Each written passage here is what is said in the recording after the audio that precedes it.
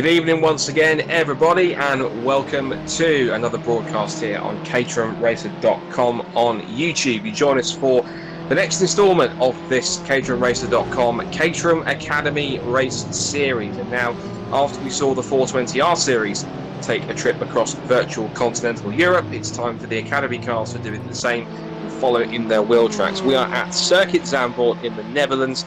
Not just on any version of Zandvoort, this is the updated 2020 remodeled version for what was scheduled to be the Dutch Grand Prix earlier this month, but sadly due to the ongoing situation which everyone obviously knows about, that couldn't happen, and we'll have to wait until 2021 to at the very least drive this track for wheel. But we can at least drive it virtually here tonight, here on Assetto Corsa. Everyone on track out in the Academy cars in the practice session. We've got 4 minutes to go before we head into our qualifying session and two 15-minute races. Scott Woodwiss and Chris Hutchinson once again here on the mic. Chris, we saw some epic racing in the 420Rs. Now it's the Academy cars' turn to show what they can do. There is a speed difference, but I imagine the quality of racing will be no different. In fact, it could be even better given these cars are a little bit slower. But lots of drivers transitioning over from the 420Rs to the Academy, so I suspect that the racing that we got on Friday evening, the quality of it is going to be even more so, given that most of these guys have transitioned over from one car to the other. If pre-qualifying is anything to go by, then absolutely. The top 15 in pre-qualifying were all covered by 1 second. So we are in for a treat if everyone can keep that consistency up. And we've already seen some quick times in these kind of practice sessions that we've been doing this evening so far. Ooh, as we see a car going screaming across the thing. So yeah, absolutely. I'm really hopeful that we're going to have some really nice racing tonight, as long as, again, they all keep it clean, and that's up to them. Well, we'll certainly be keeping an eye on them as they head out on track. Pretty much all the drivers, if you've been watching both the 420R and the Academy Series throughout the last few races, you'll be seem to be rather familiar. The only new name on the grid is that, if I scroll down, it's Rob Oldland. Now, Rob Oldland is scheduled to be one of this year's Academy drivers. There is Rob on screen. He, alongside Dominique Manschberger from Germany, are both Academy drivers for 2020. And of course, when we do eventually get on track, we'll be seeing these two guys on track, or we hope at least Dominique will be, as he'll have to transition over from Germany or travel across in the mix. Here is the bonnet view from Rob Oldland's car and his specific blue, orange and white livery. And they head into turns 9 and 10 before we head down to the Hans Ernst spot. We're going to have to rename the corners a little bit, because given that after remodelling they've renamed one or two of the turns, and now they head down to what was the Audi S, but now it's called the Hans Ernst box instead. So that's the Hans Ernst S, if you like. So heading down into the complex here, and in terms of, we talk about speed differential, Chris, but that doesn't make this any much of a different challenge. If anything, that's going to be different here, along with the decrease in power and the extended lap times. The key thing which drivers are going to have to struggle with here, I'm sure, is going to be the decrease in grip, because when you have the 420Rs, they're effectively on mostly close to, if not completely slick tyres. These cars are effectively on a road legal Avon tyre, which they would use in real life. So grip levels are going to be much reduced. So that means that it puts even more emphasis on car control, because you've got to keep this car pointing in a straight line. Even if you haven't got as much power, you haven't got as much grip under your hands either. Yeah, absolutely. Power is lower, but grip is lower, so the fun is exactly the same. Interestingly, this car, it's very sensitive, this model, to the down change from third to second. So you might see under braking that people sort of lose the rear end, and especially if they haven't quite mastered heel toe as a technique yet. So you will see people, especially going into that S-bend there, you will see the cars actually starting to step out, and that will show that they haven't quite got to grips with the blipping of the throttle just yet. I imagine some drivers at the same time using that technique of shifting down from third to second, they may potentially use that as a way to rotate the car a little bit more and maybe carry a little bit of extra speed on towards the apex. But it seems to me that it's, for some drivers who can't grasp exactly how to get the most out of heeling and towing, that some drivers who try that might be going for a bit of a risk, whilst others might be a bit more comfortable. So I think what you'll see is quite a few different approaches into some of the tighter corners, depending on how some drivers want to work the gears and use the engine brake to their advantage. Do you think? Yeah, definitely. And it's, yeah, if they find that they're spinning lots, then they will change their technique to sort of counter that. I mean, they have to, otherwise they're just going to be nowhere. But yeah, it's good stuff. I wonder whether we want to have a quick look at the results so far, Scott, just as we're coming to the end of that practice session. So this is our season so far, and really showing, again, Harry Seen has been quite a dominant force, but recently we've seen, some of that's fading away a little bit. Yeah, I was going to mention it as we were transitioning from practice to qualifying, so ahead of the game there, Chris. Good stuff. So we are moving into the second half of this caterhamracer.com Caterham Academy race series. We started all the way back at Silverstone on the national circuit, where we had two different winners, with Steve McMaster and Chris Skillicorn. Then we had this incredible 5-race winning streak from Harry Senior. He picked up a brace at both Donington National and then the return to Silverstone on the Grand Prix circuit. And then at Anglesey is where it changed. Harry Senior won the first race, but it was Matthew Lewis who picked the second race, and Harry Senior still managed to pick himself up a podium as a result of that as well. And Harry's had two further podiums, a second place at Anglesey and a third place at Silverstone National. We still, of course, have Zandvoort here tonight for 2 more races, and then next Monday we'll be heading to Snetterton on the 200 circuit, more akin to how the circuit used to be. And then Alton Park will finish things off on the 1st of June, and hopefully by then we'll be making an approach towards returning to real circuit racing, and the 5 Caterham Motorsport Championships can hopefully get underway as soon as possible.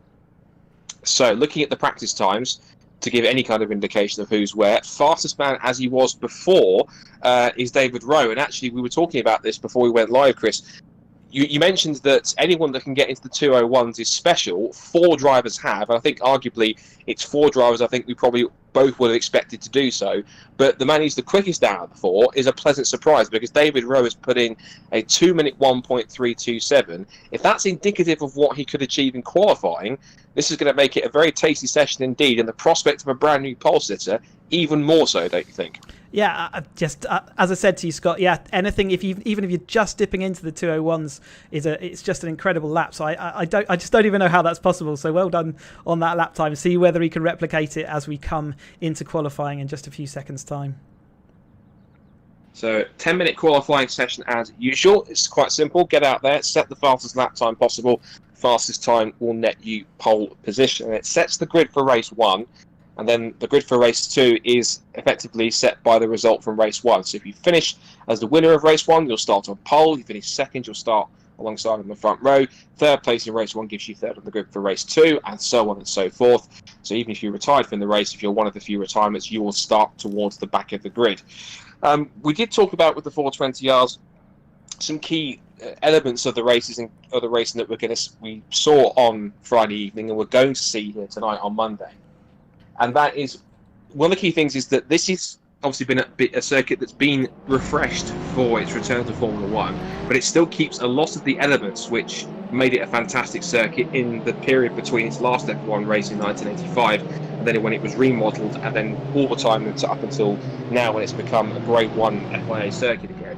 And that is, it is a relatively fast and winding circuit, but it is very narrow in places, particularly at circuit corners like Gerlach Bocht and into one of the new banked corners here at Hugenholz Hairpin.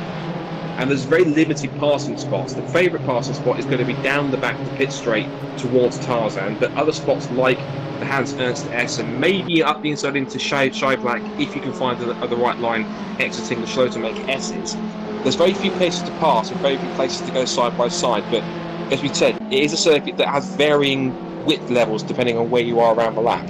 Yeah, the racetrack goes from probably 16 cars wide down to 3 cars wide, and the bits we're seeing now, if we just put the drone up, you can see how wide the track is as we're going around these kind of lower end corners. But as you're going out the back of the track, it all narrows down again. So it really is a place where the corners funnel in, and if you are side by side with someone, then you've really got to hold your breath and hope for the best, really. And I think we saw plenty of people holding their breath, and I think we held our breath for a couple of times when we had drivers going side by side. I think at the start of the second race we even had three cars going three abreast, and that was for the second, third and fourth on the sprint towards Gerlach block. So I would expect with some of these slower cars that we'll see possibly exactly the same.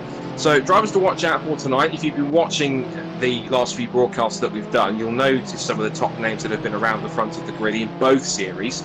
Harry Senior, of course, is back here tonight, 5-time race winner in this Academy Series. David Rowe, who is the team manager for DPR, there is Harry Senior in the distinctive grey and red machine. And it's interesting when we talk about Harry, as we go on board with him to start his first banker lap, so to speak.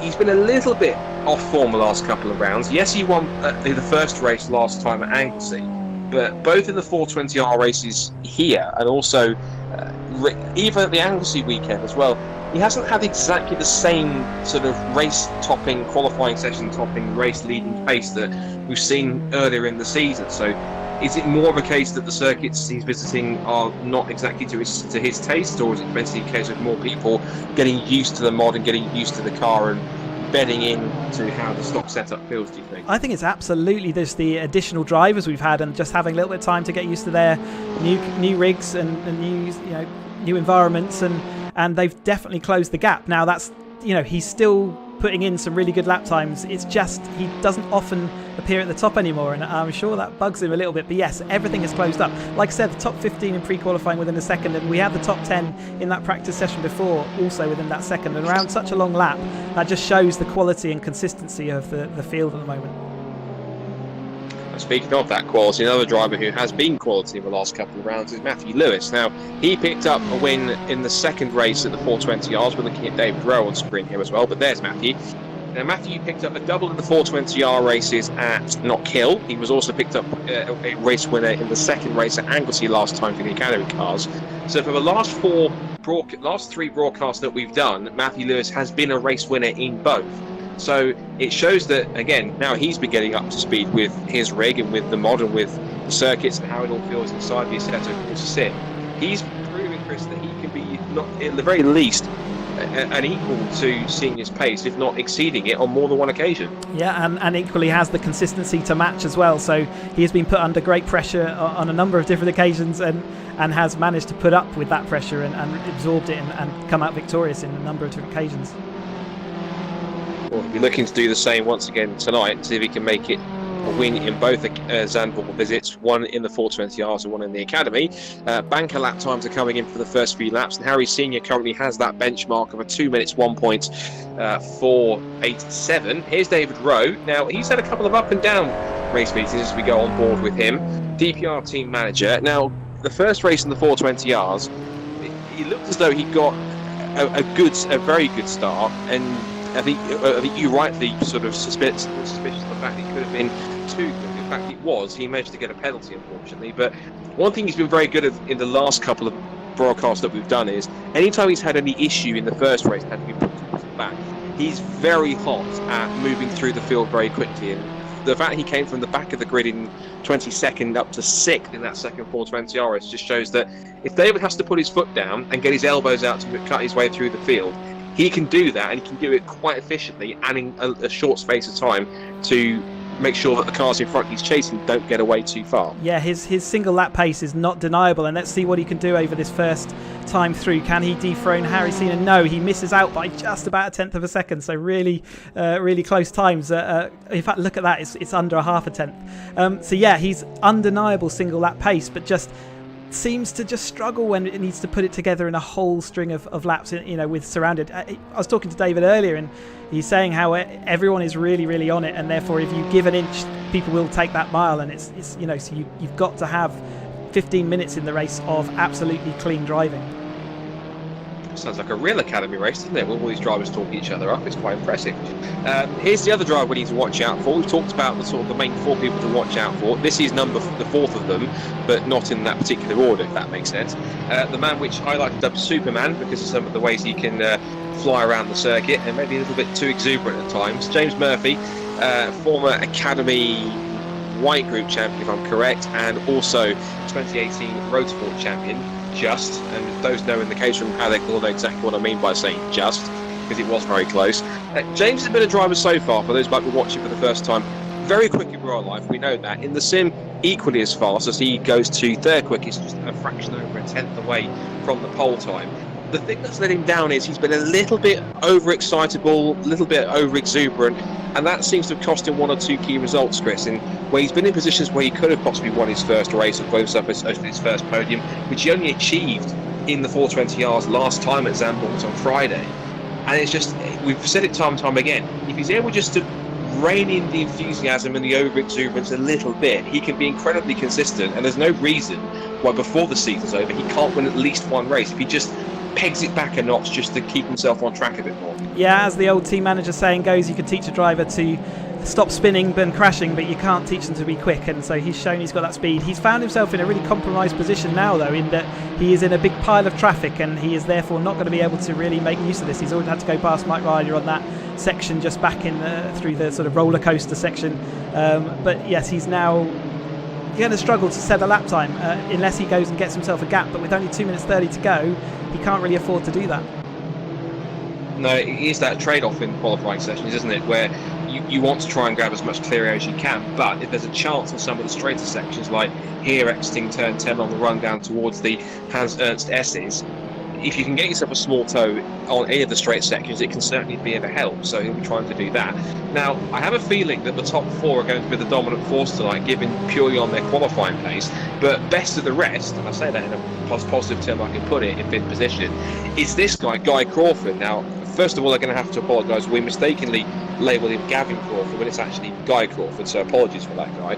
But he's been quite a find. He jumped in his first race meeting on Friday in the 420Rs, was instantly on the pace, picked up a third place in race 1, a fourth place in race 2. He's transitioned into the academy, the pace has come with him. He might be over 6/10 off pole position at the moment, but he's still showing the fact that he can jump in straight away. He's adapted quickly to the mod, and there's quite a lot of potential with a bit more seat time under his belt. Yeah, as we just see him bump into the back of Dominic Mansberger, I think Dominic won't be pleased with that, but I guess he just wants to get on with it, given this is probably his last lap. If not, he might get one more in, but I think that would be lucky. Yeah, he absolutely has come in, become very consistent, a Caterham driver in real life, but I don't think he's a racer, so he's definitely he's got a sim background, and good to see him get involved. And a lot of his results were really from being solid and consistent rather than he did have that pace and he was able to keep it, but nevertheless I think he actually got the most of the results from just being consistent, which is great to see. Yeah, there was a point in the second race when he was even challenging for a spot on the podium, battling away with, I believe it was Steve McMaster and I think James Murphy, if not Matthew Lewis, one of the two. But he was certainly up there battling for, it was Murphy and McMaster, because I remember that Lewis had had that spin, and that was the scrap that was going on for second, third and fourth, so quite a few bits and pieces going on there. Rest of the top 10 we should give a mention to, as we've only got 26 seconds left in qualifying. Will Rossetti, who is was one of the top 3 in the Road Sport Championship last year in real life, 6th quickest. Mark Bennett, who's racing regularly in 420Rs, he's 7th fastest. Paul Fernhoff is 8th. Andy Steele is 9th. Steve Arnell is 10th. He had a few up and down fortunes in the 420Rs at the end of last week. And Blair McConaughey also looks like making his first appearance in the academy. He debuted in the 420Rs on Friday. Blair McConaughey was the runner-up in last year's Academy Championship. And interestingly, Chris, if we look at the timing pylon, he's actually faster that time-wise by about a second, ironically, over his main championship rival from last year in Academy, the eventual champion, Tom Willis. So just shows that while Willis might be quick in real life on the sim, it's a bit of a different story. Yeah, definitely. There's different technique, and it's a slightly different thing. Obviously, we try and make it as real as we can, and really, when you get to driving, it's very, it does feel surprisingly similar. But for some people, that the seat of the pants feel of a real car, you have to recreate that in your own mind with the steering wheel feedback. So for some people, it takes a little longer to actually get used to and understand what the steering's telling you and what that relates to as far as the actual car and control goes. Those guys will be doing their best to get as much feeling through whatever sim setup they have to ensure they can set the quickest lap time. David Rowe is currently on provisionally the front row of the grid, although if he's on the final lap here, he may or may not be able to finish it. But 2 minutes 1.535 is a very impressive time. He has set a quicker lap time. He was doing in practice before we went live I believe it was the black record on the server, I believe, in the academy, for what you mentioned, Chris, 2 minute 1.3. So a very quick lap time for him, but Davis decided that he's running to the line. No, he's heading straight into pit lane. He realises it's the end of the session and he's probably not improving. So as we head into the first race of the evening, here is the grid, and back onto form, it seems, is Harry Senior. He will start the first race from pole position, but only by the slender margin of 48 1/1000ths of a second from David Rowe. And David Rowe, if he can time the lights correctly this time and not get the jump that he did in the first race in the 420Rs, there's a good chance he possibly could out-drag the field towards Tarzan for the first time. James Murphy and Matthew Lewis on the second row. I think it's fair to say at the very least we can expect a potential victory coming from at least these front four. They seem to have the advantage of everyone else. Case in point, Matthew Lewis is more than half a second ahead of the next man in fifth position, Guy Crawford, who is still impressing in the white Caterham, fifth fastest. Then it's Will Rossetti in sixth. Mark Bennett's up there in seventh place ahead of Paul Fernerhuff. Blair McConaughey and Andy Steele complete the top 10 for the first grid. Then Steve Arnell will start 11th from Alan Curtis, Jeff Newman and James Fowler. And it's Ben Buckley, 15th place. Tom Willis, who was last year's Academy Green Group, White Group champion, will start 16th. A new Academy driver for this year, Dominique Manschberger from Germany, will start 17th. Then it's Trevor Conway. Good to see him in the same livery that his son Alex carried to the Academy Green Group title last year. Very bright fluorescent yellow, as bright as a highlighter marker, I suppose. And then we've got Matt Shepherd in 19th. Bit of a disappointing session for him. He would have wished to be a bit higher. And then Jim Eartham completes the top 20. And then the rest of the order is going to be Mike Hilton, Mark Ryder, who I'm pleased to see has made the grid. He was having one or two frame rate issues before, but seems to have fixed those. And Rob Oldland, who's our newcomer to the grid tonight, full stop in either of these leagues, 23rd in his Academy car, and he will look to make some progress from the 12th row. Talk us through it, Chris. What are you expecting from this first race? Again, I am expecting a maelstrom into the first couple of corners, and then hopefully it will sort itself out as we go round. But the 420s just never let up for nearly the whole race. So with the lower speeds of the Academy cars, I think I'm hoping for more of the same, and watch for overtakes that actually take about 4 corners to complete. It's quite often with the less power, and it sometimes takes them more than 1 corner to get things done.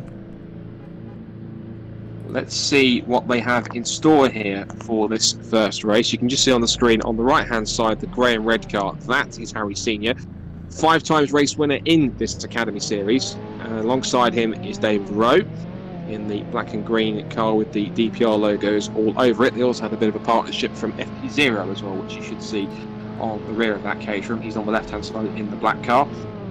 Row 2 just behind the black and orange machine of Superman himself, James Murphy. And then the white and red striped car just to the left on row 2 is Matthew Lewis. The white car on the right hand side is Gavin Crawford. And then Will Rossetti in what is a golf coloured car, but I think the lighting in the sim that makes it look as though it's white and orange. I can definitely confirm it is a light sort of duck egg blue and orange in the mix. But the time for colours is over. Time for the racing begins. Lights are up for the first Academy race here at Zandvoort.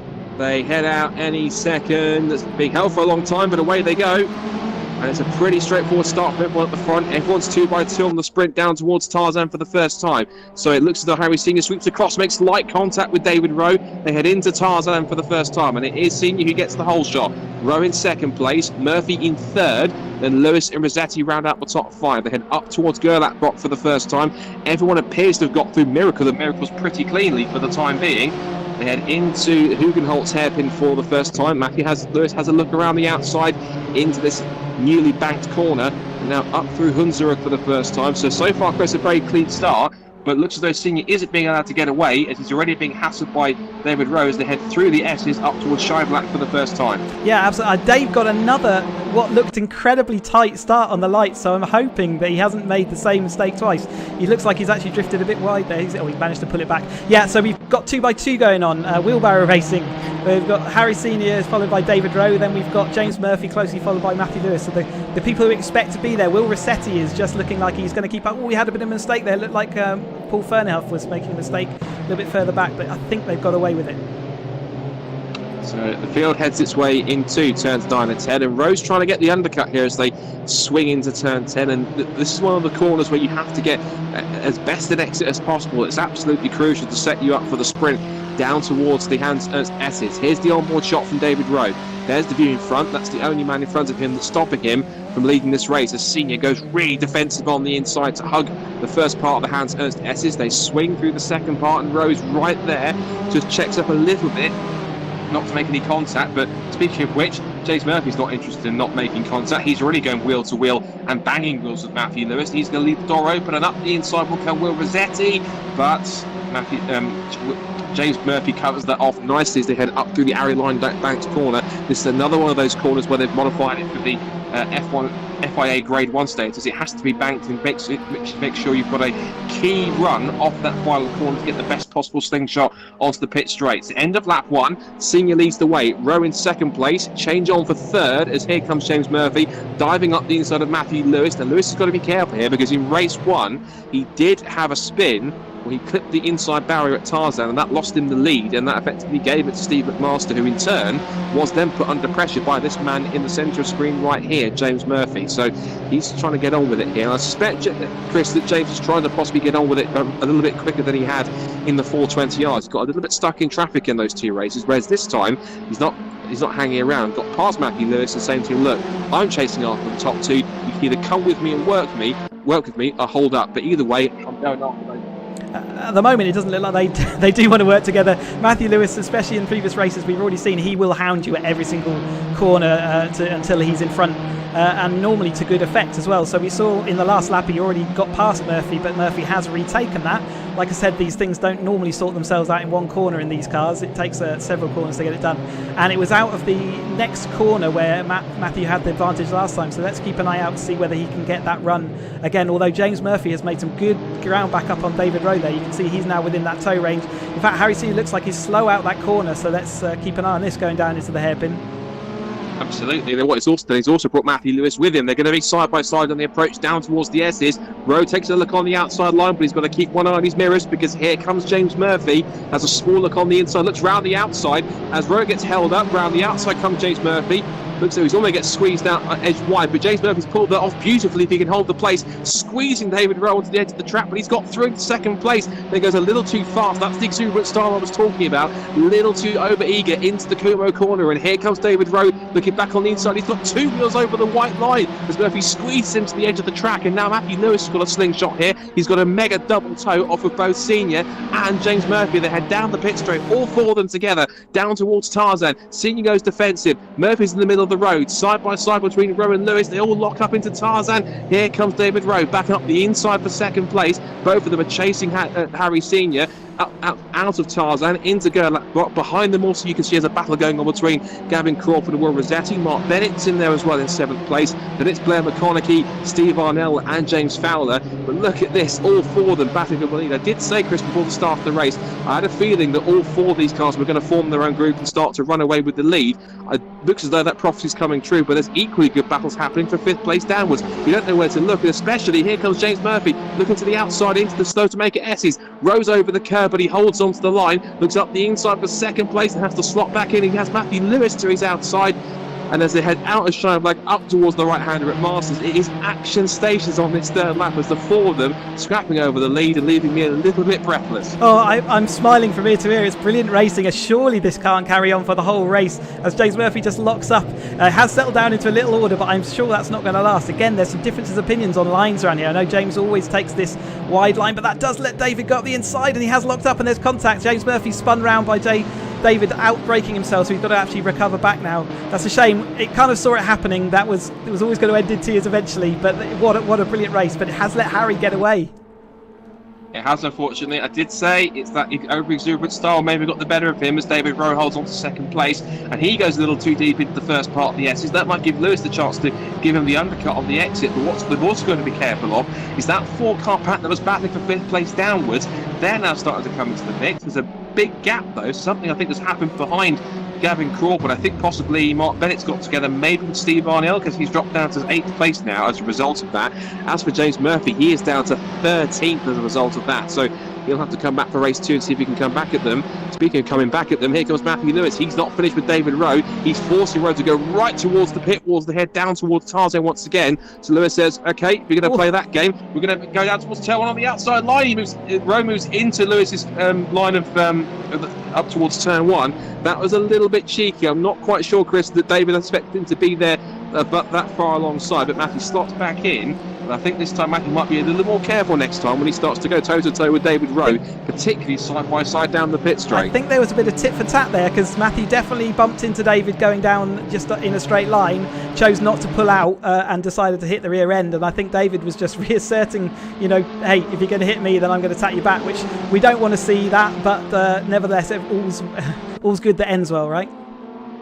Well, that's certainly I hope so. If these two keep on knocking each other about on circuit, hopefully they won't do it too much. And the thing is, they can't afford to do that, because if either wants to try and win this race, they've got to catch that man disappearing up the road, Harry Senior. And how many times have we seen that before? Cars battling amongst each other to make it easier for the cars around them to start making a break, and also to make it easier for guys like this, Guy Crawford. I almost made the mistake there again. Guy Crawford in 4th position. Now, again, he did this in the second race in the 420 yards. He just sits back and watches the action unfold. It's almost the best prime seat here. You should probably have a bag of popcorn next to him and start to watch this battle unfold. He knows that if either of these guys slip up, he is in a prime seat to pick up a podium position. And they head out of the left-hander at turn 10. Lewis closes back in under braking. Now, the gap between first and second is 1.9 seconds. It's almost 2 seconds. So these guys have really got to be careful, because Senior seems to be looking into his mirrors and possibly is driving away with a big smile on his face. Meanwhile, these two can't leave each other alone. If they're in danger, these two won't even have second place at all. Yeah, we just see Will Rossetti make a mistake into the S-bends, and now he's dropping down the order slightly. So he was coming up into about 5th place, and now he's down to 8th. So whether it's a spin or he lost the rear end, like I was saying earlier on that down change.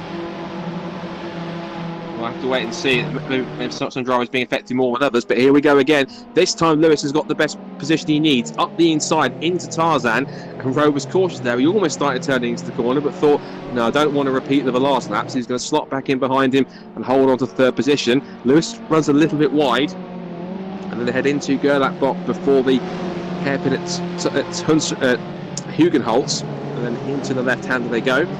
Crawford is right there in 4th position. He really could be in with a chance of his first Academy Series podium if he can possibly capitalise on a mistake from either of these two cars in front. I think also what Matthew Lewis has realised is the longer I keep on fighting with David Rowe, there's a real chance that I'm not going to be able to catch him. We know that over a single lap at times, Chris, that as we watch this battle going on towards the bottom end of the top 10, when it comes to it on occasion, Matthew Lewis can and will be faster than Harry Senior on certain circuits. He was certainly like that in the 420 Rs, but it just seems as though maybe in the Academy cars, at least at this point, initially, Harry Senior's got the measure. But as I said that, I've just spotted the gap come down to 1.3. So maybe with the time left, which is 5.5 minutes, it potentially is possible if Lewis can avoid the car scrapping behind him. Hey, it's definitely possible, but all that battling did let him get away, and I think that's what David realised, and I think he almost pulled in to sort of try and solidify the positions and try and get back to him, which is their only hope.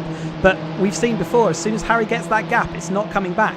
And I think they may have done the damage already. And like I said earlier, Matthew Lewis does fight relentlessly until he's ahead, and he's not happy until that's the case. And you can see the gap now is sliding around a little bit between those top. We're definitely going to keep an eye on that, but it's spread out for the time being.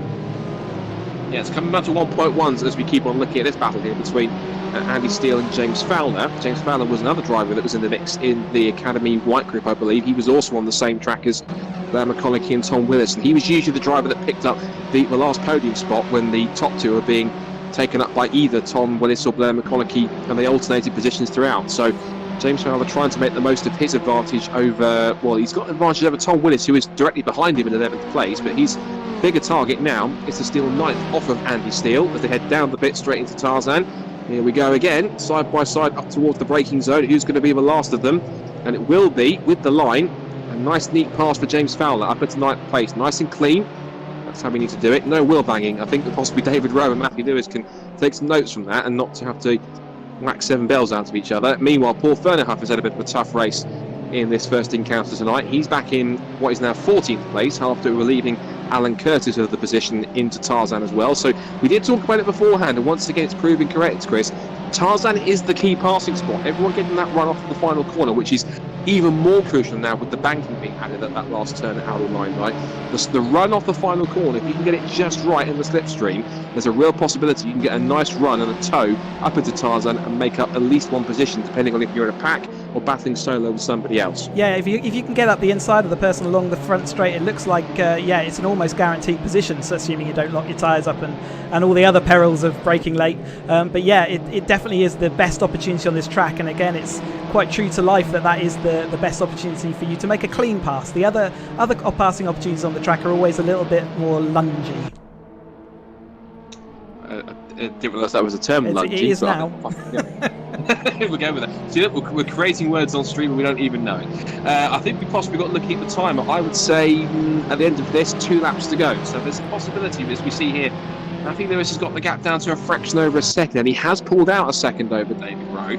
So there is a possibility that he could make this happen if he can keep on pressing hard. But at the same time, Senior will be doing that, as will these guys. Tom Willis now has got a good chance to follow James Fowler through here, and he goes up into, he's past Andy Steele, and that's now put him into 10th position, and Steele might not be finished here. This is exactly what we were talking about. Steele is now right underneath the rear roll cage of Tom Willis. He will stick in the slipstream here. This is the view from Tom Willis, but I was about to say you couldn't see him in the mirrors. The reason is because he's right alongside him on the inside. So again, in towards Tarzan. Steele has the inside line, and with a bit of late braking says, excuse me, I think I'll have the position back, although Tom Willis is not so obliging round the outside. Holds that wider line, and he's going to try and hold on as best he can. They're going to be side by side again on the approach to Gerlach box. Will they still be side by side up towards Hugenholtz? Yes, they will.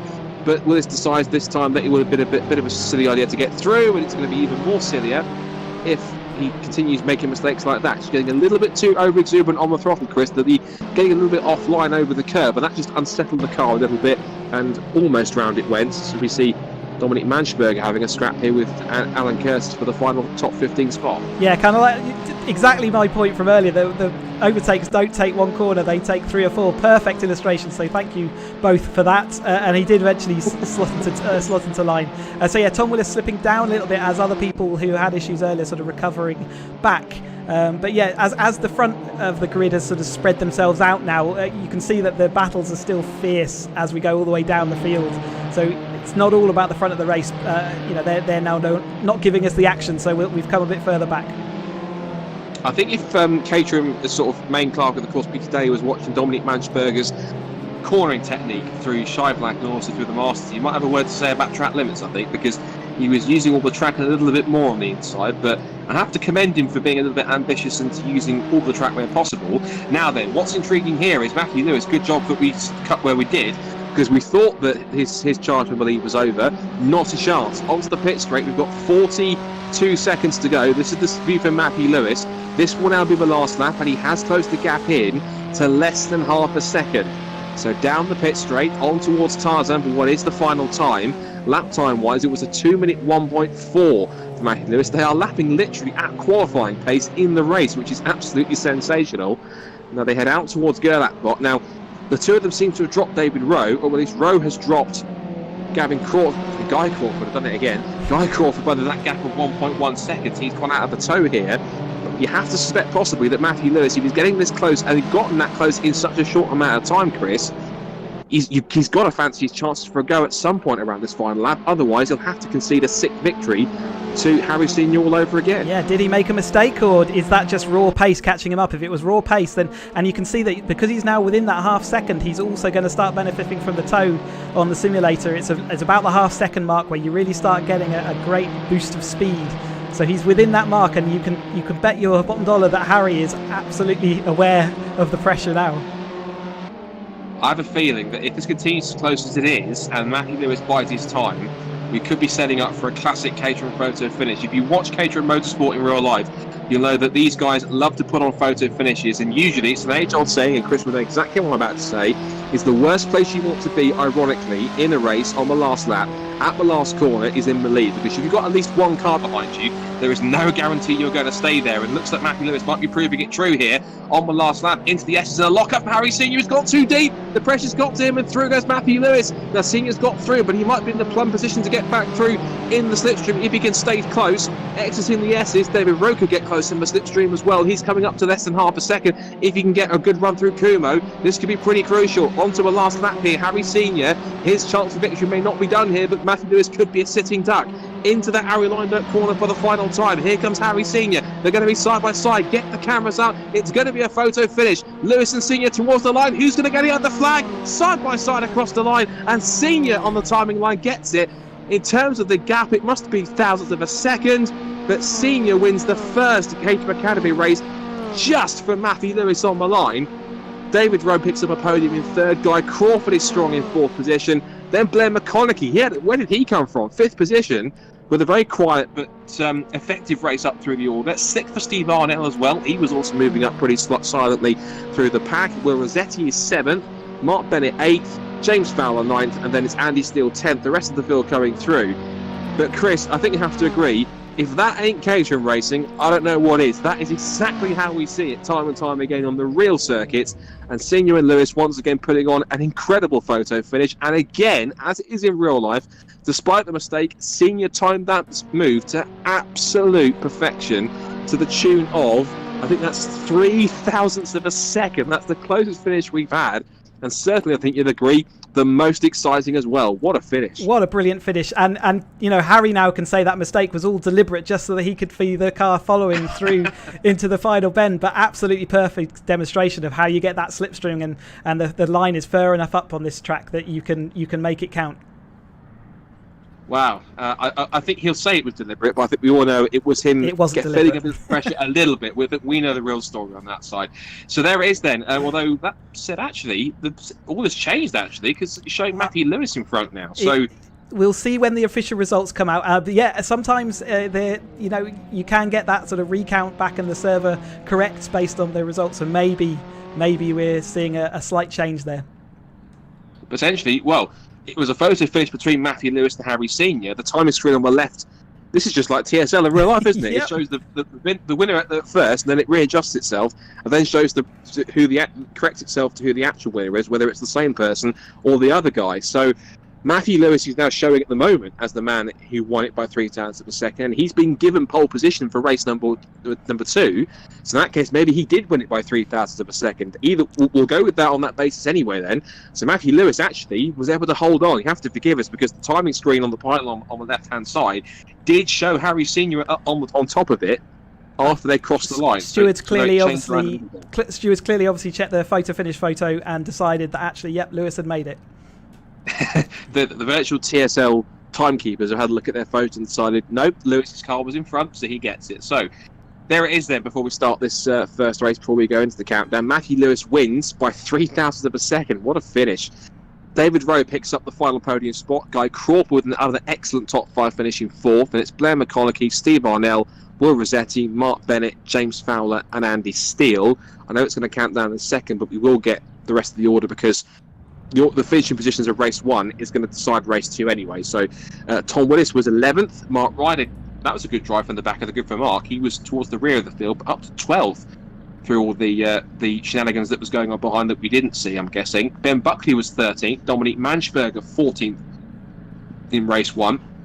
Alan Curtis is 15th from Matt Shepherd. Then Trevor Conway, Paul Fernhoff, Robert Oldham start 19th. He made up a couple of spots through the order as well. Mike Hilton starts 20th, and then towards the rear it's Jim Earlham, Jeff Newman, and then interesting enough James Murphy. So James Murphy, after his spin somewhere, either decided he had enough or had an issue which forced him into the pit lane. Either way, I think he's going to have to live up to his nickname now, Chris, Superman, because he did exactly the same sort of thing when he drove through from the back of the field to 3rd place at Thruxton in 2018, and that's where he had the Superman nickname, because when he got out of the car, he laid across the roll cage and stuck his arm out like he was Superman. So I imagine he'll have to pull off a similar performance to get himself back towards the front of the field. But knowing how talented these guys are in front of him, it's not going to be easy. Yeah, I wonder whether Harry's now smarting because he's seeing that he's actually second on the grid. But it's, what a sight it is to see all these 23 Caterhams. James Murphy has certainly got a lot of work to do. David Rowe proves it was all possible though last time out. So let's see how he makes his way through that rear end of the field, and then as he approaches the fast guys at the front, whether he can maintain that progress. I wonder if David Rowe is going to give him some tips on how to carve through the field, because he did that a couple of times now in the last couple of weekends. So, and he did that, of course, in the second race when he came through from 22nd to 6th. So he's done some pretty significant work, and he did it in the second race at Anglesey. He was at the back of the field after an earlier spin in race 1. And maybe he can work his way through. So, cars are all lined up, ready to go. Again, reminder on colour check is the white car with the red stripe, which is Matthew Lewis on pole. Grey and red is Harry Senior alongside him. Who can win the second race at Zandvoort? Is it going to be as exciting? Will we have a different winner? Lights are on, lights are out, and race 2 for the Caterham Academy Series here at Zandvoort is underway. And immediately, it's just how it was in race 1, because they're now side by side up towards Tarzan. Senior takes the outside run into the first corner, but Lewis has his nose in front. He has the whole shot as they turn their way through. So Lewis leads the way, Senior in second place. There is already a gap being created to David Rowe in third place. Fourth for Gavin Crawford. There's carnage behind. Several cars involved. Looks like Curtis is involved. Buckley, also Rob Oldham's is in there as well. Hilton. I thought Dominique Manchberger was in there too. Trevor Conway looks to be in the mix. So several cars hitting strife towards the second half of the field. One driver it hasn't affected though, incredibly, is James Murphy, because Chris, unless I'm seeing things, James Murphy in those first few corners is up from 23rd on the grid to 12th. He's passed half the field in 5 corners. How on earth did that happen? We could see that the bottom half of the field definitely had some trouble, as we see a bit of contact there from Harry on Matthew Lewis. They've just drifted wide a little bit to come back online. As best he can as they head their way through. So David Rowe is also trying to go with them in the early stages, and once again, like it was in race 1, just those 3 or 4 cars, with the exception of James Murphy, who's trying to pick his way back through the field, those 3 cars seem to have the measure of pace on everyone so far, because the gap is already coming up to about sort of a second between the top 3, and then there's a 1.5 second gap almost back to Guy Crawford in 4th position. So those 3 have the measure in terms of pace, but it's everyone else behind them that's having to do the catching up, but they can't do it if they keep on battling down the pit straight, as we see Blair McConaughey on the recovery trail trying to get past Steve Arnell on the outside down towards Tarzan. Yeah, the outside is a tough one to pull off there, but he does look like he might have actually made it, especially as it will now become the inside for where the track funnels down. You can see that Arnell's having a struggle between sort of defending and attacking, and that's often what happens in the midfield. You're really stuck between a rock and a hard place sometimes, but Blair McConaughey is actually making his way back up through the field after some initial troubles. So yeah, I expect to see him sort of make that extra progress. Just behind him, there's a good battle going on between Steve Arnell and Blair's title rival from last year in the Caterham Academy White Group. Of course, the man who won the title, Tom Willis, but also they need to be careful, because look who's creeping up behind the 1.6, 1.7 seconds behind. It is James Murphy back in 11th place. He's got past Jeff Newman, so watch for him, and that's not going to help Tom Willis either, giving a small little bump into the back of Steve Arnell. That's lost him a couple of car lengths, and that will certainly give James Murphy an incentive to try and chase as they turn into the right-hander. Here is James's view, and there are the cars in front. So see just in front there, looks like there McConaughey's either defending or attacking, because he's up the inside. Meanwhile, speaking of attacking, up the inside with Lee goes Harry Senior into turn 10. Look at David Rowe is on the exit of the corner. Lewis goes over the grass, and he tries to put himself alongside. He has to slot in behind Harry Senior. And look at David Rowe looking for second place in towards the Hans Ernst S. The 3 of them hit the apex together, and it is Senior who leads the way, still from Lewis and David Rowe. And 1, 2, 3, they're so close you can almost throw a blanket over them. It's a 12-wheeled Caterham Academy car as they head down towards Kumo Corner. And look who's also chasing after them again. It's that man, Guy Crawford. He's broken away from the pack, Chris, and he's doing it again. He's chasing after the top 3, and he's trying to, almost saying to the guys, Curry, remember me? I was the one that challenged you for a podium earlier on. I'm back at it again. And if these guys continue battling, he could certainly pick up a great result if any of these 3 cars hit strife again. We see all these other guys having bumps and scrapes, and as you see Matthew Lewis just getting ahead again all the time. But and they've actually gone out wide. We've got spinning Matthew Lewis there, so he's going to spin out of third place. Can Guy Crawford get out around him? It looks like they're both sort of accelerating away together.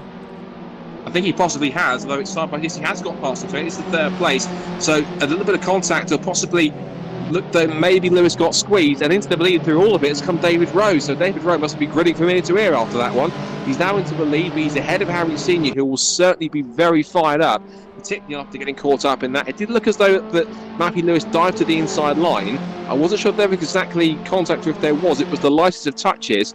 All that did was just unsettle Lewis's car enough to put him into a half spin, and then that allowed both Rowe through and Senior through, and then Rowe managed to take advantage of Senior being checked up by Lewis's spin, and that's put him into the lead now, but under severe pressure from Senior as they turn into Masters Corner with just under 10 minutes to go. Crawford is in third, but he is being put under substantial pressure also from Matthew Lewis. Rest of the top 10 we've got Will Rossetti in 5th position, 6th place for Mark Bennett, 7th for James Fowler, 8th for Glenn McConaughey, 9th for Tom Willis. So all three in last year's Academy White Group are all together, and then some now 4.8 seconds back now, it seems, for whatever reason, is James Murphy. So I think possibly either Ben Buckley or Steve Arnell have got into a bit of strife somewhere, but either way, James Murphy's got a lot of work to do and not a lot of time to do it.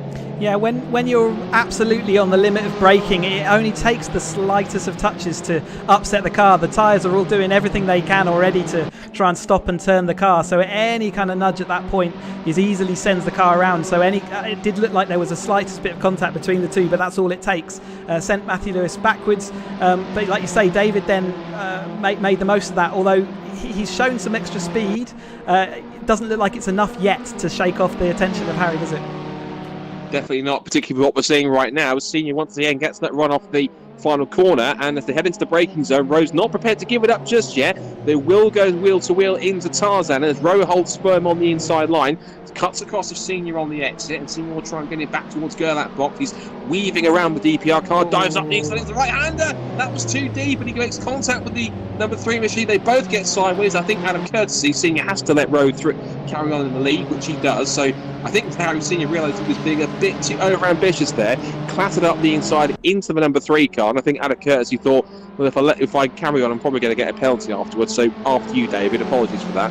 He certainly did the right thing, didn't he? And amazingly, they didn't actually lose out too much time to the two following, so I guess they were also fighting at the same time. But yeah, absolutely the right thing to do in that situation. It was an ambitious move, to say the least, so I think it was put right. Yeah, absolutely. I think you're right about the battle between third and fourth, because you see Matthew Lewis has got back through, but they've also got some company behind them now, because Will Rossetti and Mark Bennett fancy a crack at this shot at the podium as they head out of Masters Corner and through turns 9 and 10. This very interesting switchback of corners here as they head towards the second end of the second half of the lap, and Matthew Lewis trying to hold on. Now David Rowe there was a little deep through turn 10. That's now allowed Harry Senior back up the inside, and once again they're side by side on the sprint down towards the S's. This time again though, David Rowe has the inside. Now will he outbrake himself, or will Senior be able to sweep across in front of him? Rowe's going to fight this with everything he's got.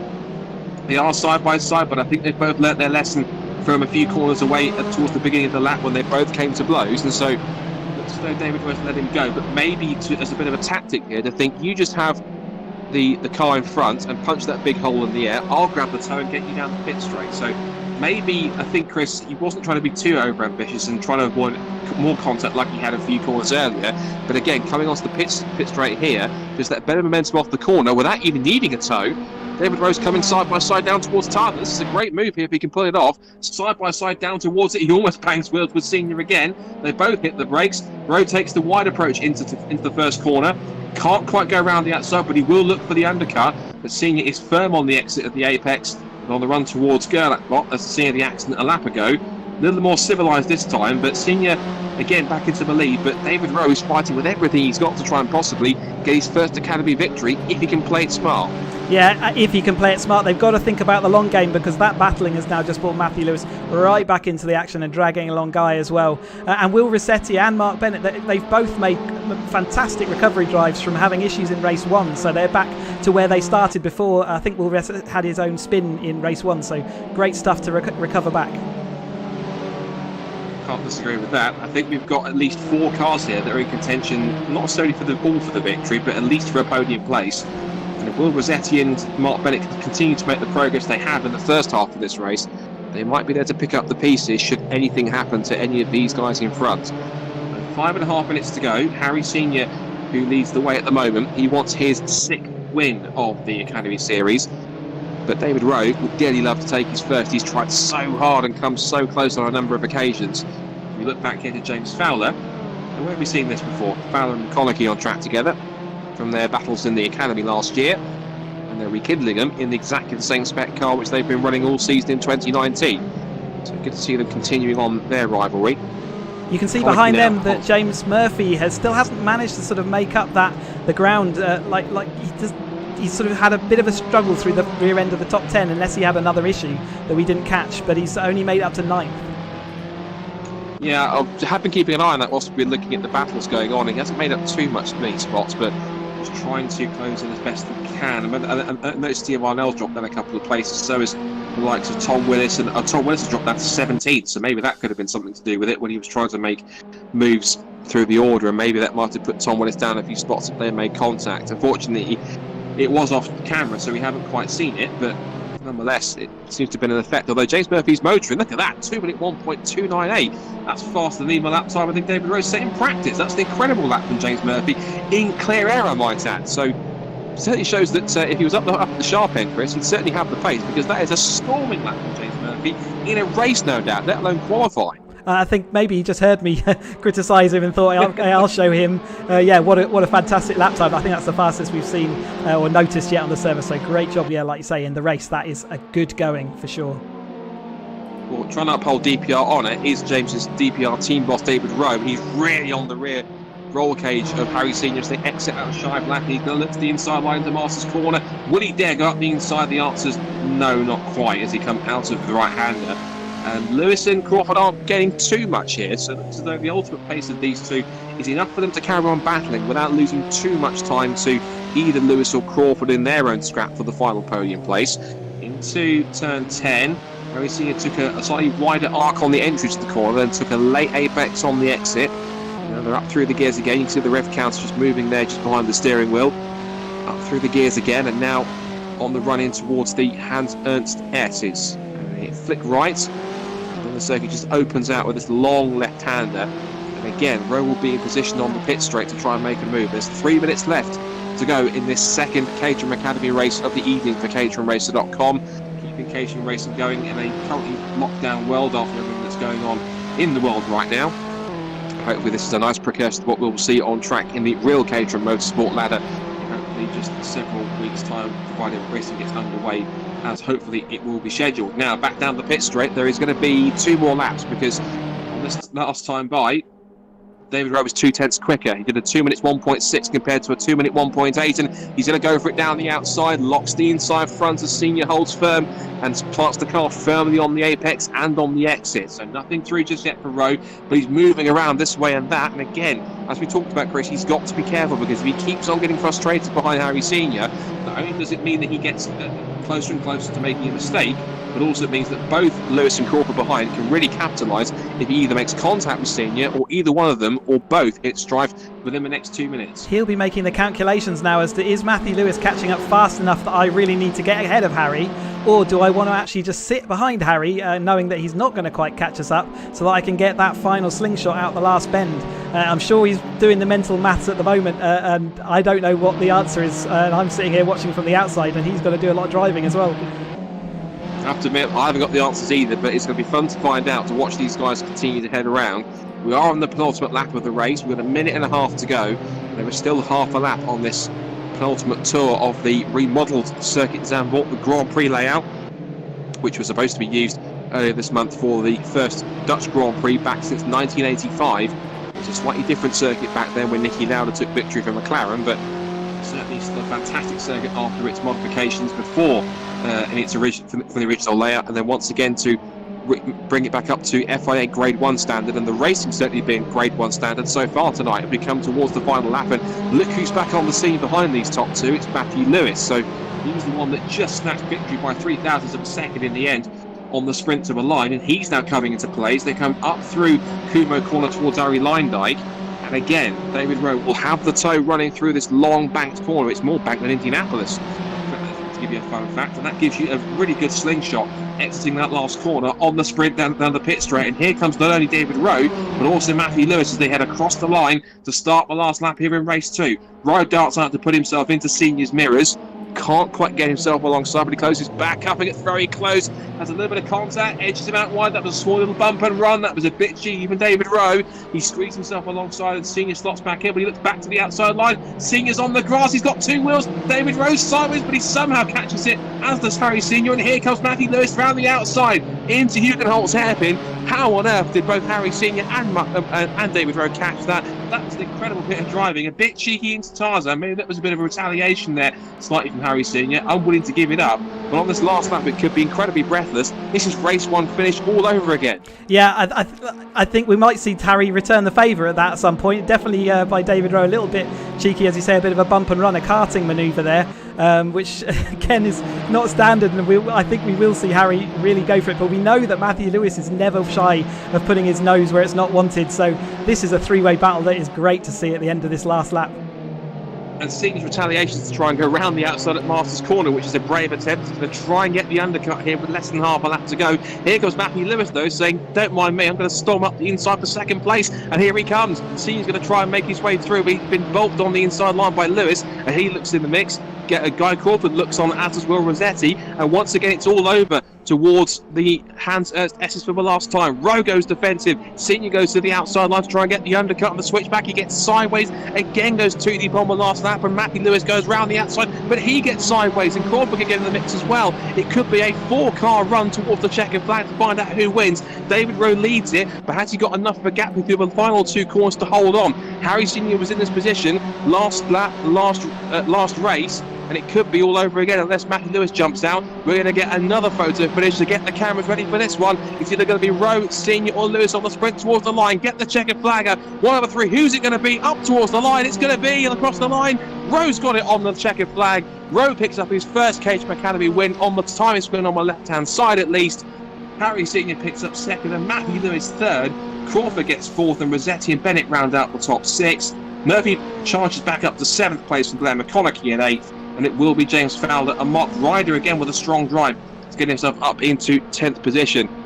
Another incredible, typical Caterham finish, but this time, where it counted, David Rowe, I think we can say the word, finally has his first Caterham Academy win. And what a way to do it in fantastic style, brilliant racing all night. And to get it on the line, just pipping Harry Senior, that's got to feel special. Definitely looks ahead. Let's just hope that the stewards don't go and reverse this one as well. But we will wait and see. But absolutely, I'm absolutely buzzing. I've got an adrenaline buzz from watching that. It was brilliant to see. Great racing at the front there. Really didn't want to give, and no one wanted to give an inch on that final lap, and they put on a great show. Well, there we go. We confirm it then. Timing screen has it. David Rowe beats Harry Senior by the mere margin of 0.06 of a second. So unfortunately, it's not a nice thing to say, I guess, in many cases. But Harry Senior will have to realise he lost both victories tonight by a combined time of 0.09 of a second, which I think will irk him quite a lot going towards Snetterton next week. So there's the results on screen after a mega finish. It was David Rowe who picks up his first Academy victory. He will be absolutely buzzing after that, after an incredible back and forth race with Harry Senior. Third place goes to Matthew Lewis. Top three covered by 0.161 of a second. What a finish that was. Guy Crawford again, rock solid consistency. Fourth place for him after a second away from the victory. Will Rossetti is 2.1 seconds away in fifth. Mark Bennett is sixth. James Murphy had a bit of a quiet race in the second half, but made up lots of places in the first few corners, from 23rd up to 7th. Another strong drive from him. Then Blair McConaughey 8th, James Fowler 9th, and Mark Ryder round out the top 10. And then we'll see the rest of the order in a second when it transitions through. So from 11th place downwards, after Mark Ryder, Steve Arnell grabs 11th place. Then it's Matt Shepherd 12th. Dominic Manschberger is 13th for Germany. Ben Buckley 14th. Tom Willis, who was up in the top 10 at one point, dropped down to 15th eventually. Jeff Newman 16th. Paul Fernerhuff 17th. Then Mike Hilton, Trevor Conway and Alan Curtis round out the top 20. And then it's Jim Earlham, Rob Oldland and Andy Steele. And breathe, because that was two immense races. I think that's two of the best races we've had, genuinely. I think it combined across both series, I think, in the Greek race. That was both of them absolutely exceptional. Lots of racing, a little bit of cheeky sort of bumper run on a couple of occasions, but it was a little bit of, as the saying goes, I don't use it too often, but rubbing's racing, and they certainly proved that there was plenty of rubbing, but there was a lot more racing than rubbing, and they certainly made the most of all the action that was on track. It was incredible from start to finish, and 2 incredible races that really showed both in real life and in sim why Caterham Motorsport puts on some of the best racing you'll find, with 2 epic photo finishes. I really, really enjoyed that, Scott. It was obviously, now that I'm doing this commentary role, I don't get to join in the races anymore, but I am absolutely, tickled pink that was such a good race. I really, really, really enjoyed it. So well done. I know some of the rear of the field probably felt a bit aggrieved. There was a bit of shenanigans around that first bend, wasn't there, in the race too? So they all got a bit caught up and fell a bit further back. But overall, I thought the racing, especially at the front there, was just brilliant to watch. Yeah, definitely special in that case.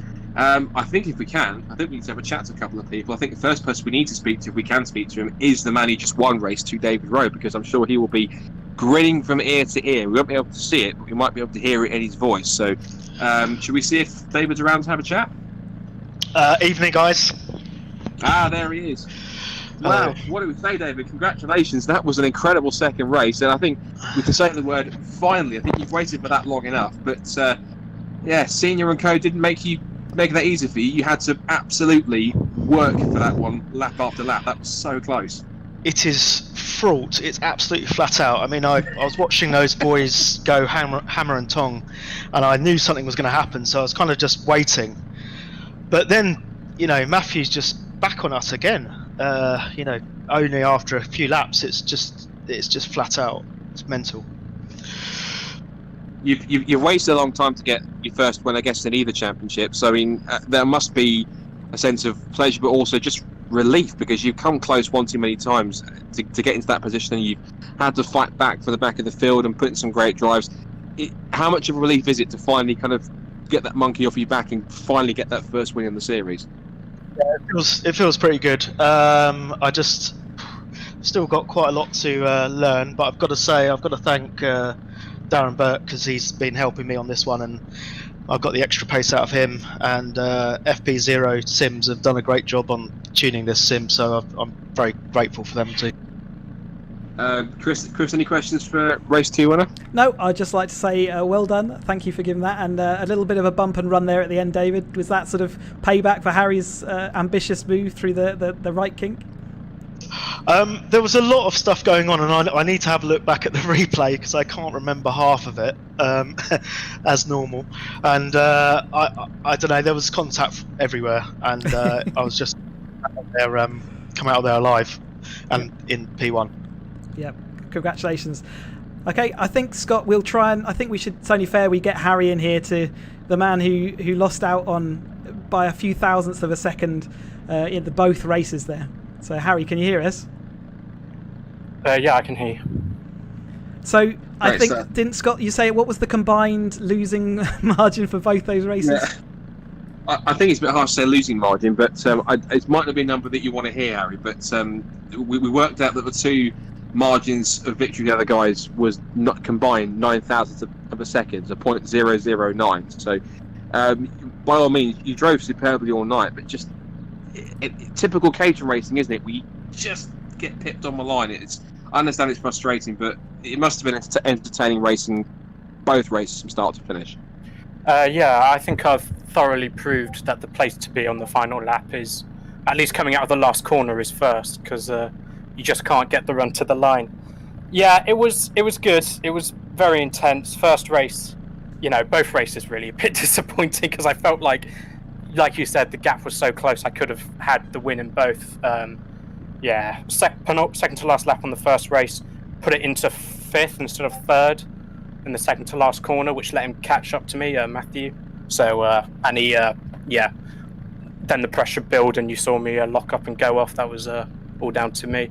And then second race, Dave, bit of a bump up the inside.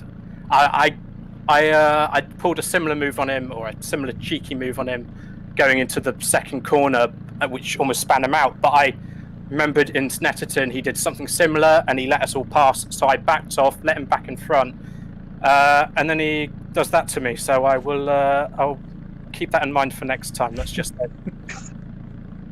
There's the makings of a rivalry here towards the end of the season, don't you think, Chris? Yeah, definitely. And congrats. I mean, the racing from the outside, we did see the bump and run, as we'll call it. So yeah, we saw that, and we did see you give that place back on stream as well. So we congratulate you on that, and long may it continue. Hopefully, the racing will stay fraught and still stay on the tarmac, because I think that's the best place for it. Yeah, me too. Great. Thanks, Harry. Cheers, guys. Now, Scott, I'm wondering whether we should try and get... We haven't had a word with him yet. So Guy has featured in both these two races that we've sort of had lately, and I'm wondering whether he's available. So I'm just going to see whether he's got voice. So, Guy, I don't know whether you've got us on commentary. Sounds like he might not be available, so I'll back out of that for the time being and just say, yep, let's call it at that point. Yeah, good stuff. So well done to our two race winners, to Matthew Lewis and to David Rowe. So again, we've got another evening where we've got two different winners, which is brilliant to see. And again, another new race winner in the form of David Rowe. So hopefully he will try and carry that momentum all the way through to the next rounds. I think speaking of, let's check out where we're heading off to next for the upcoming rounds. So we leave continental Europe back onto British shores, and we first of all head Friday back to the 420Rs, to what is now the fastest circuit in the country, thanks to Rockham's very sad demise. It is Thruxton in Hampshire. It's a circuit which is incredibly fast, but also it is very challenging in its own right. It's not just put your foot down and go flat out through the fast bits. There's a lot more to it than that, as some of the Caterham drivers will certainly attest to. I'm sure Chris included as well, because he would have raced there as well. And then, as for the Caterham Academy, they'll be back in action as they make their trip to Snetterton in Norfolk, but this time they will be on the more historically laid out 200 circuit, more akin to the old version before we had the changes at the beginning of the 2010s. So, Caterham 420Rs are once again at 8:30 on Friday, May 22nd, and the Caterham Academy cars are back in action on May 25th, again at 8:30 as well. So, Chris, final words on what's been, I think, arguably the best racing of caterhamracer.com that we've had so far between both series, and two incredible finishes, two incredible victories. One, of course, for the first time, another picking up his third win. And all in all, it's been lots of back and forth battles all the way up and down the field. But I think ultimately, racing was the winner here, because it was entertaining from start to finish. I'm almost breathless after that, and I'm sure no doubt you are too after just watching it. But amazing stuff from the guys tonight, and I think definitely showing why Caterham racing in either real or sim form is absolutely extraordinary and always delivers. Yeah, I can't wait for the racing to get going on the real track, if this is all anything to go by. Yeah, I've got an adrenaline peak still that needs to calm down. Lots of stories developing there as well, right? So we've got the David Rowe, getting the monkey off his back, so he's actually got his win. But obviously irked Harry a little bit there. You heard from Harry. There's a little bit of payback maybe to be delivered at some point in the future. But the racing was brilliant. Matthew Lewis, as ever, fully involved, and we've seen guys like Guy and James Murphy doing a recovery there. Maybe not getting back as far as he'd like, but he'll be back in the mix. And everyone's separated by such a small margin. Yeah, this is real Caterham racing. I think it's safe to say all these stories and more are going to follow everyone all the way back across the channel and back onto the virtual circuits in the UK when we head to Thruxton on Friday. Join us on Friday when the 420Rs once again are back in action. From myself, Scott Woodwiss, and from Chris Hutchinson, for all the information, go to caterhamracer.com. But until then, we will see you on Friday. Enjoy the rest of your evening and the rest of your week. We'll be back for more Caterham action very soon, later on at the end of the week on Friday. But until then,